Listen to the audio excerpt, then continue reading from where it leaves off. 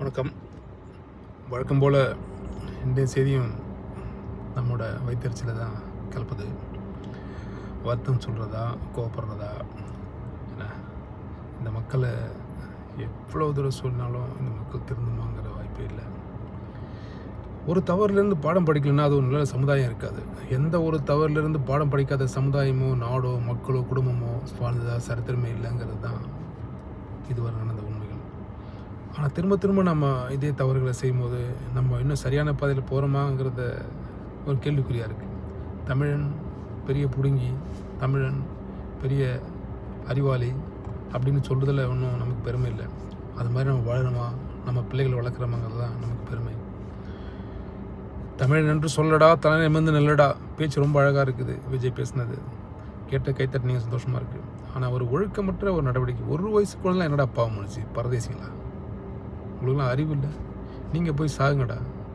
அந்த குழந்தை இப்போ தான்டா பிறந்திருக்கு, அது இந்த பூமிக்கு வந்து செய்ய வேண்டிய கடமைகள் எவ்வளோ இருக்குடா, அதை போய் கொண்டுட்டீங்களா பரதேசிங்களா.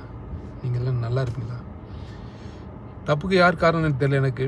ஆனால் மரணம்ங்கிறது எல்லோருக்கும் நிச்சயப்பட்ட ஒன்று. பிறந்த எல்லோரும் ஒரு நாள் இறக்க தான் போகிறோம். ஆனால் அந்த உன்னோட இறப்பு நல்லதுக்காக இருக்கணும். நீ வாழுறது செய்ய வேண்டிய கடமைகள் நிறையா அந்த பூமிக்கு இருக்குது. இந்த பூமியில் ஒவ்வொரு மனிதனுடைய பிறப்புக்கான காரணமும் எங்கேயோ எழுதி வைக்கப்பட்டிருக்கு. அதை பூர்த்தி பண்ணுற வரைக்கும் அவன் வாழணுங்கிறது தான் நிச்சயம்.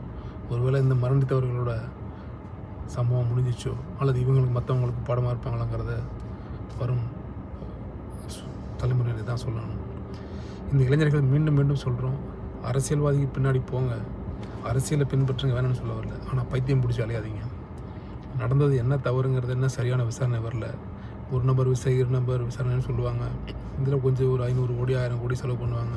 எந்த ஒன்றும் வெளியே போகிறதில்ல. உண்மை வரும் நேரத்தில் அதுக்கு எந்த பயனும் இருக்க போகிறதில்ல வந்து. ஸோ இதெல்லாமே மக்கள் கண்துடைப்பு தான். இன்றைய மரணம் நாளைக்கு மீண்டும் ஒரு மரணத்தில் நம்ம மறந்து போயிடுவோம். ஜெயலலிதா அம்மா மகாமகத்தில் 50 பேர் செத்தாங்க. அதன் பிறகு ராஜீவ்காந்தி படுகொலையில் பல பேர் செத்தாங்க. இதெல்லாம் மறந்துட்டு நம்ம அந்த கட்சிக்கு ஓட்டு போடலையா, அவங்க நம்ம தெய்வமாக கும்பிடலையா? இந்த மக்கள் ஒரு காலையும் மாற போகிறதில்லைங்கிறது என்னோட திடமான திண்ணம். எனக்கு இந்திய மக்கள் மேலே நல்ல நம்பிக்கை இருந்துச்சு. ஆனால் 25ஆம் நூற்றாண்டில் இன்னும் அந்த மக்கள் இன்னமும் இந்த மாதிரி ஒரு சினிமா கொண்டு விளையாடுறாங்களான்னு தான் எனக்கு ரொம்ப ஃபீலிங்காக இருக்குது. நம்ம நாடை இந்தளவுக்கு மோசமாக கொண்டு போயிட்டாங்களோன்னு சொல்லி தான் எனக்கு வருத்தமாக இருக்குது. ஏன்னா காலை காட்சி, மாலை காட்சி, இரவு காட்சின்னு 3 காட்சி படத்தையும் பார்த்தவன் தான் நான்.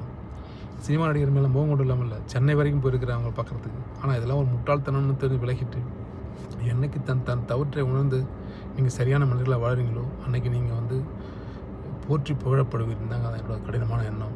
மரியாதையாக நல்ல வேலை செய்யுங்க, ஒழுங்காக வாழுங்க, சந்தோஷமாக இருங்க. இப்படி